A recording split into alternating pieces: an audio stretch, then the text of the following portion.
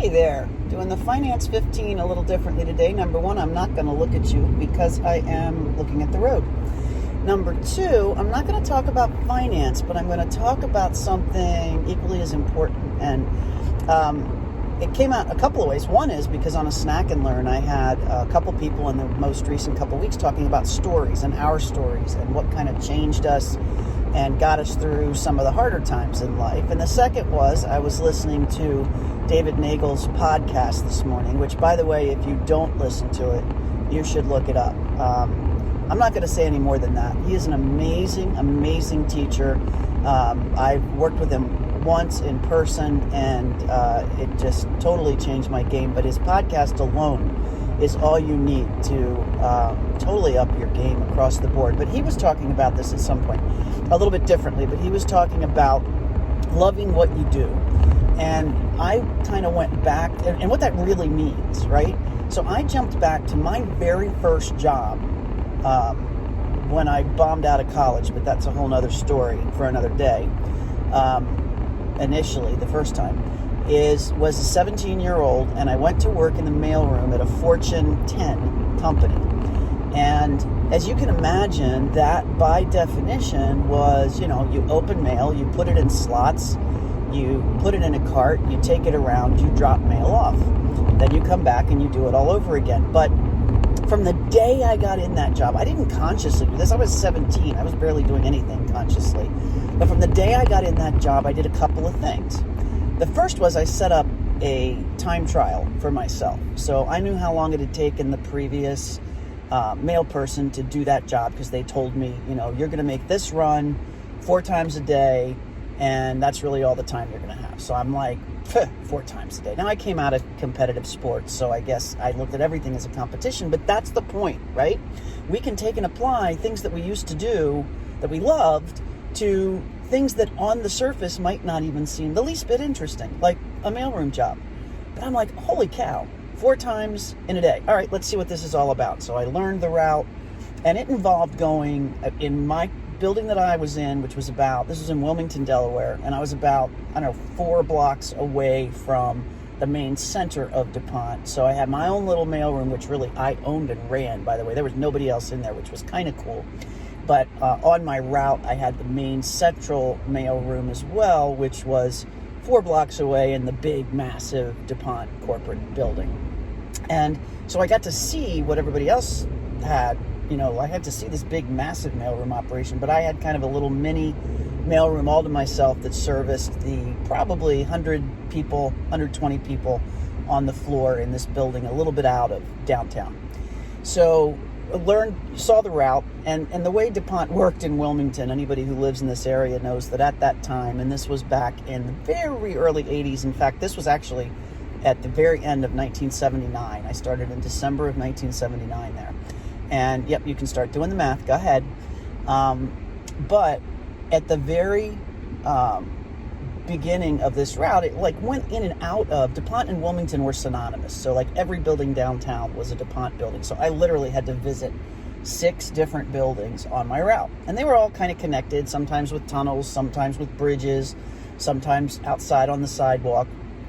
And I said, okay, I'm going to do this route the way they tell me to do this route, and then I'm going to try and expedite it. And what I did was I did crazy things, like figured out on which street at what time the lights tended to change. I went and figured out which elevator was the most crowded at what time, or which elevators were slow, which elevators were fast. If going to the 9th floor was how I learned how to do it, and they said go from the 9th to the 7th, and I figured out that somebody fun that I wanted to see was on the 9th floor normally at a particular time, I'd just switch it up. So I made all those changes to the process, and it number one, every day I changed one thing, just something I could do to make it a little bit faster, something I could do to make it a little bit faster. And sure enough, within a month, those 4 runs, I could do them, and I still had an extra 5 hours a day. So I'd gotten them down from basically 2 hours a piece to 3 hours to do all 4 of those runs. So once I had done that, number one, I made it fun because I competed with myself every day. And number 2, I had time then to figure out, okay, what's the next thing I'm going to do to make this fun? And the next thing I did to make it fun was, I don't know if you guys remember this, but there was a day when we had snail mail that there used to be slots on the wall. Like there was a wall made up of slots, and each slot had a name on it. And they were, horizontal, and maybe, I don't know, they were definitely deep enough for a long piece of paper, and their height was around, and it varied anywhere from 2 inches to, for the people who got a lot of mail, it might be, a foot or a foot and a half tall. And I put a little piece of tape on the floor about 2 feet back from the actual slots, and said, okay, I'm just going to stand in this spot in the middle where the wall was in front of me, and there were these 100 or 122 slots, and I'm just going to throw the mail into the slots and get really, really good at getting all the mail in the right slots and not having any fall on the floor. Well, first time I sucked. First week was kind of rough, but then I got really, really good at it, and I was able to come up with something that again helped me in a future job to try and minimize the error rate. And ultimately, in corporate speak, that ended up being all the fodder I needed for doing some Six Sigma work. But here at this point, all I thought was, we're going to minimize that error rate. We're going to get 99% good. If I'd known, I'd have said 99.6, because that's the Six Sigma key there. But I'm going to get 99% good at this, and then I'm going to move the tape back a foot. And then I'm going to get 99% good at this, and then I'm going to move the tape back a foot. And then I'm going to get 99% good at this. And as I started moving the tape back a foot, I realized that as I worked that muscle of get to as good as you can get, and then challenge yourself again. Get to as good as you can get, and then challenge yourself again. I started moving that tape in bigger and bigger blocks. Well, bottom line, by the time I was done, and this was about 3 months in, I had gotten that piece of tape 10 feet back, 10 feet. And I had, I think at the time, it was about an 85% success rate, so a 15% error rate. And I would have worked that to 99%, except that time was up for me in the mailroom. They obviously had the next thing for me to do, because they realized that I was going to take whatever it was and make the best of it and improve it in the process. So the second thing that we were able to do was gamify that job for the next people who came in. And we did the same thing for them. Like, we didn't set a standard that said, you have to do this route this fast and you have to get this piece of tape back this far. We said, hey, here are some ideas to make this fun for you. The first time you do the route, it's going to be a little slower. It's just the way it is. You're on a learning curve. Don't get frustrated. But set up challenges for yourself. See how you can improve on this. See how you can do that thing you do well and make it one step better, which was another thing that I learned. But in addition to that, the other cool thing about this and doing this job the best that I could, plus some, was that I could then say, hey, where do I at the time I thought it was ultimately, I was 17, but where do I ultimately want to work? And the place I wanted to work was in a department where I was delivering the mail. And I knew I wanted to be on the other side of that desk. I didn't want to be the person dropping the mail at the desk. I wanted to be the person opening that mail and doing with it what needed to be done. At the time, it was paperwork and it was freight claims. But that looked like a ton of fun for me because it was forms and putting stuff together and thinking about how to file a freight claim, what needed to be included. There was a whole bunch of I thought it was fun stuff to do in that job. So I started getting to know the person behind that desk. And I learned all of a sudden that they would enjoy their job more if I opened the mail for them before I got there. If I just slit the envelope at the top, or if it was, for the old folks here, an intercompany email envelope, if I opened it before I got there, it made their work a ton easier. And then I realized with them, if I took it out of the envelope and made it so that just the flap was holding the mail, it made it even easier. So what I then did was found, for the people I affect in the chain of events, what can I do to make their job easier? So that's just a short snippet, but there are like 3 lessons in here that stuck with me the rest of my career. And I challenge you to think about these as you're working in your own business. The first was, even for the stuff you think is horrible, you can make it fun. You can love what you do. It takes a little bit of imagination, a little bit of a self-challenge, and you can always do that thing just a little bit better every day or every week. And that makes it fun, number one, because you keep stretching your muscle, right? We all know that if we're going to learn and grow, you've got to stretch the muscle as often as you can.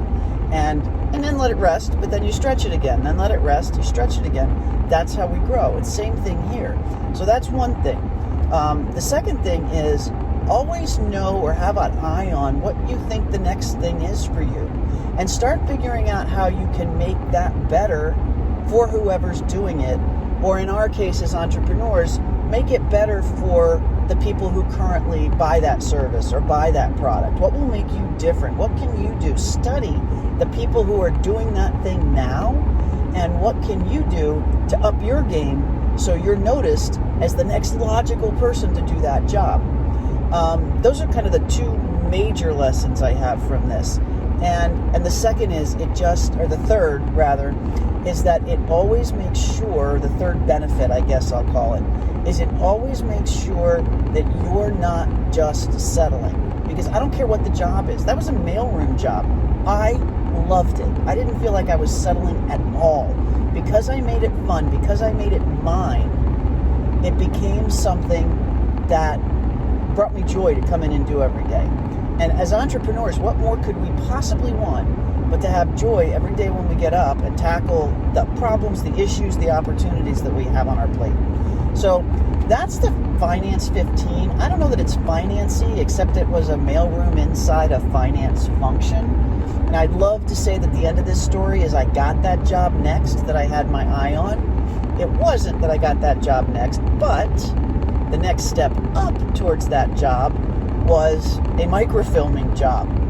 My friend Carlin, who I'll tag on this because I haven't seen her in ages, but my friend Carlin worked in microfilming, and all of a sudden, I don't know what it was one day, I had some extra time, so I helped her out, and I'm like, this is so much fun! Most of you probably don't even know what those machines were, but essentially, it was a machine that rolled when documents needed to be filed away and we didn't have room for paper anymore. They took pictures of them at a microfilm place, and they got put on these big, huge reels of tape that looked like an old film reel.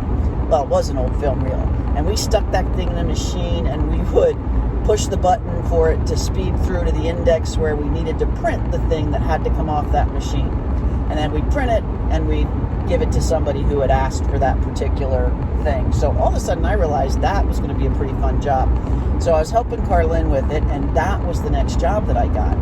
And that became fun because then Carlin and I would race. Like, you'd push a button and it would go really fast, and then you'd let it up and it would slow down, and then you could push it a couple of times and it would go slowly. So we made it a race to figure out who could speed to exactly the right spot on the microfilm machine. And we had 3 or 4 microfilm machines, and they were all different. So each one had a whole different, personality to it. And we worked on any one of them. So we were able to make that job fun. So, of course, I got really lucky having those 2 first experiences, because then every job that I did after that was fun for whatever reason. And I challenge you to look today. My challenge to you today, look at what you're doing. Take the thing you like the least that you're still doing yourself. First of all, find out, make sure, see if you should be delegating it. That's the first answer. But if you can't, or if it's not the right time, or if there's not the right person to do that yet, take that thing and go, how can I make this the most fun thing I do today and tomorrow and the next day? Just a thought out there for a Friday afternoon. Sorry for the weird angle. Sorry I haven't been looking at you, but wanted to get this message out to you before I forgot it. And I wish you a fantastic weekend. Take care.